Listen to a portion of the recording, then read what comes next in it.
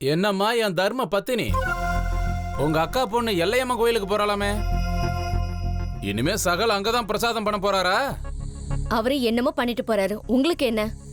தெரியும் தெரியும், சேகரனை பத்தி ஏதாவது சொன்னா உனக்கு பிடிக்காதே, போட்டு விடு. எல்லாமே ஸ்டேட்டுக்கு போயிட்டு வந்ததுல இருந்து சுந்தரிக்கு பாவம் 100 டிகிரி ஜுரமா. ஒரு 2 பெக்கு போட்டா ஜுரம் எல்லாம் தானா இறங்கிட போகுது, போய் சொல்ல. இல்ல நானே போய் கொடுத்துட்டு வரவா? வெக்கமா இல்லையா உங்களுக்கு? பாவம், வயசு பொண்ணு அங்க ஜுரத்துல அவஸ்தைப்பட்டுக்கிட்டு இருக்கா. சாராயத்தை குடிச்சா சரியாயிடுன்னு சொல்லிட்டு வான்னு சொல்றீங்க? சர்வ ரோகங்களுக்கும் சரக்கு தான் மருந்து. இத நான் ஒன்னும் குடிச்சிட்டு வளரல, ஏன்னா குடிச்சா இந்த ஜக்கி வாயில வர வார்த்தைகளே வேற. வேத சாஸ்திரங்கள்ல கூட இத பத்தி போட்டிருக்கு. ரிஷிகளும் முனிகளும் இது அமிர்தம்னு குடிச்சாங்க, நாங்க சாராயம் என்ன குடிக்கிறோம், அவ்வளவுதான். அமிர்தங்கிறது மருந்து தானே. ஏதாவது பேசணுமேனு பேசாதீங்க.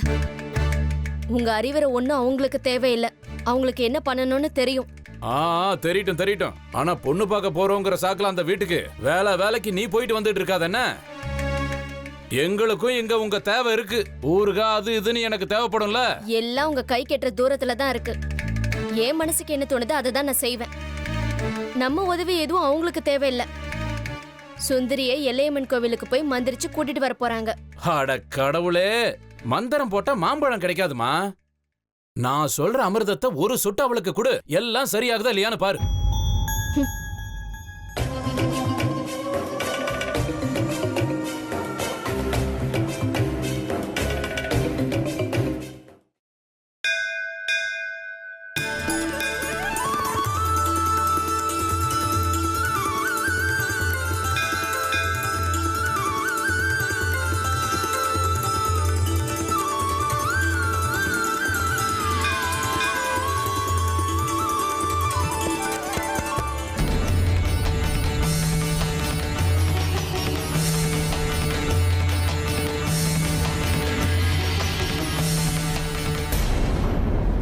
வாங்க வாங்க. சேகரன், திரிபுர சுந்தரி கோவில் மடப்பள்ளியோட மேற்பார்வையாளர். அந்த திரிபுர சுந்தரிக்கே சமைச்சு கொடுக்கறவர் நீங்க. எல்லாரும் மகமாயியே நம்பி இருக்கோம்.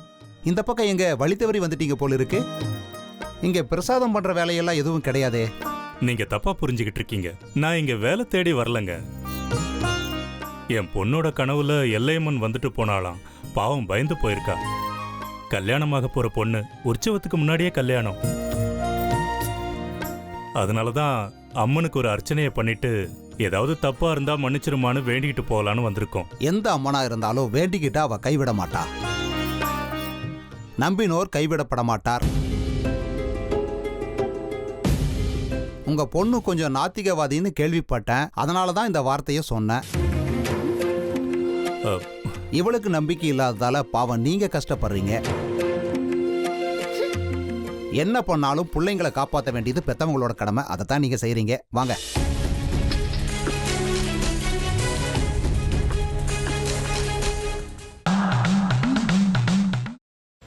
அவன் அழகா தப்பிச்சு வருவான். உன் வேலை என்னவோ அத மட்டும் பாரு. புதக்குழியா இருக்கிற பாதைக்கு போக வேண்டாம்னு சொல்றேன், நீங்க கேட்க மாட்டேங்கிறீங்களே. எல்லாத்துக்கும் கடைசியா ஒரே ஒரு வார்த்தை சொல்றேன் அத்தை. தெய்வம் கொடுக்கறத யாராலையும் தடுக்க முடியாது. தெய்வம் கொடுக்க மறுக்கிறத யாராலையும் கொடுக்கவும் முடியாது. தங்கதுரைக்கான தண்டனை ஆண்டவனோட கைவசம் தயாரா இருக்கு. முடிஞ்சா நீங்க காப்பாத்திக்கோங்க. பிரியாணி பாத்திரத்தில் நெய், கடலை எண்ணெய், பட்டை, மராட்டி மொட்டு, கல்பாசி, ஏலக்காய், பிரியாணி இலை, வெங்காயம், பூண்டு, முந்திரி, பிரியாணி மசாலா, தக்காளி, கல் உப்பு, மஞ்சள் தூள், கொத்தமல்லி, புதினா சேர்த்து நன்கு வதக்கவும். பின்னர் மட்டன், தயிர், சிறிது தண்ணீர் ஊற்றி கலந்து அதனுடன் சீரக சம்பா அரிசி சேர்த்து கொதித்த பின் பச்சை மிளகாய், புதினா சேர்த்து இறுதியாக தம் போட்டு இறக்கினால் சுவையான கொங்கு நாடு வெள்ளை மட்டன் பிரியாணி தயார். இப்போ உனக்கு கால் உடைஞ்சிருக்கும்.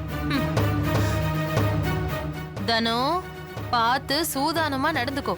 இந்த வீடு பயங்கரமான காடு மாதிரி, யாரு அழிப்பாங்கன்னே தெரியாது. அக்கா, இப்ப நான் என்னக்கா பண்றது? யோசிக்கவே யோசிக்காத. உன் புருஷன் தலையில நறுக்குன்னு 4 கொட்டு கொட்டி சம்மதிக்க வச்சிரு, புரியுதா? சரிக்கா. முதல்ல அந்த வேலையை பாரு. போ போ. செல்வி எங்க போயிருக்கான்னு சொல்லு. அதான் நீங்க சொன்னீங்களேம்மா அவங்க அம்மா அப்பா வீட்டுக்கு போயிருக்காங்க. கரெக்ட், அப்படிதான் சொல்லணும். சரி, சந்தோஷ்க்கு லெமன் டீ கொடுத்துட்டு உடனே வந்துடணும், புரிஞ்சுதா? சரிங்கம்மா. எப்படி? ஐயோ, உனக்கு கிரிமினல் மைண்ட் இல்லடி, நீயே கிரிமினல் தான் என் தங்கம். ஒரு நிமிஷம். இதோ வரேங்க. நல்ல லூசு குடும்பம்டாது, என்ன சொன்னாலும் நம்புதுங்க.